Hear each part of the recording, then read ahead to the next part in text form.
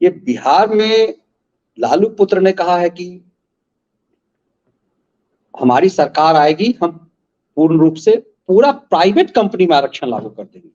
सरकारी नौकरी तो है नहीं, बिहार में कोई प्राइवेट कंपनी जा नहीं रहा, तो ये प्राइवेट कंपनियों में नौकरी कहां से देगा? ये दोनों खेल जो बिहार के जो दो बंधु बिहारी हैं, उनके जरा खेल को अपने ढंग से समझाइए।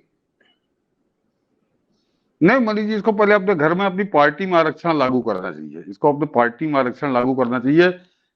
बिहार में 50-60% से ज्यादा बैकवर्ड है, लेकिन हमेशा इसकी बीबी मुख्यमंत्री, फिर ये मुख्यमंत्री, अब इसका लड़का डिप्टी चीफ मिनिस्टर। क्योंकि खाली यादव बैकवर्ड है क्या वहां पे? और कोई जात में बैकवर्ड नहीं है क्या?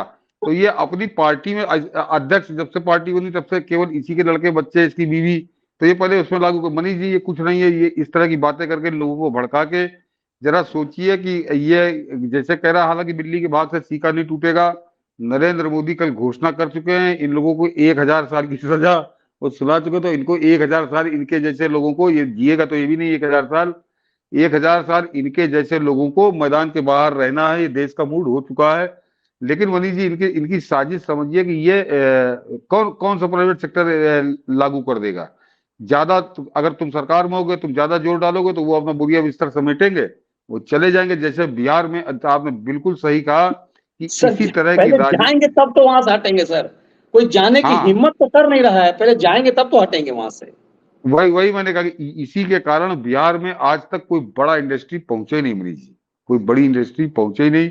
और वो बिहार के जो लोग हैं, उनको बाहर आना पड़ता है नौकरी के लिए। ये उनका भी जीना हराम करवा देगा, ये उनका भी जीना हराम करवा देगा जब इस तरह की बातें करेगा। इस तरह करेगा तो जो प्राइवेट फैक्ट्री है वहां पे लोग बिहार के लोगों को नहीं रखेंगे, कि ये नेतागिरी होने लगेगी।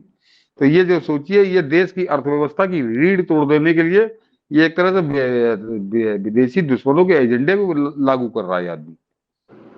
बिल्कुल, और इसीलिए मुझे लगा कि ये जीवंत मामला है और इसको समझने की जरूरत है कि किस तरह से ये भ्रम, ये मूर्ख बनाने का खेल चल रहा है कि हम यदि आएंगे तो हम इस प्रदेश में वो, इसलिए हमने उस ट्वीट को रिट्वीट करके जरा तेजस्वी जी से पूछा भी था, भाई साहब कि पहले कौन आएगा। आरक्षण का हमने लिखा भी, ये कह रहे हैं कि Bihar will implement the private sector reservation once in caste census finish. जब ये हो जाएगा तब कह रहे हैं प्राइवेट सेक्टर में भी, जब कास्ट सेंसस फिनिश हो जाएगा तब प्राइवेट से।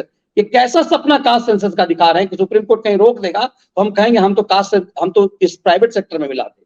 इसलिए हमने कहा आरक्षण का सपना दिखा, सत्ता में रहे, सरकारी नौकरी रही नहीं, आरक्षण का सपना जारी है।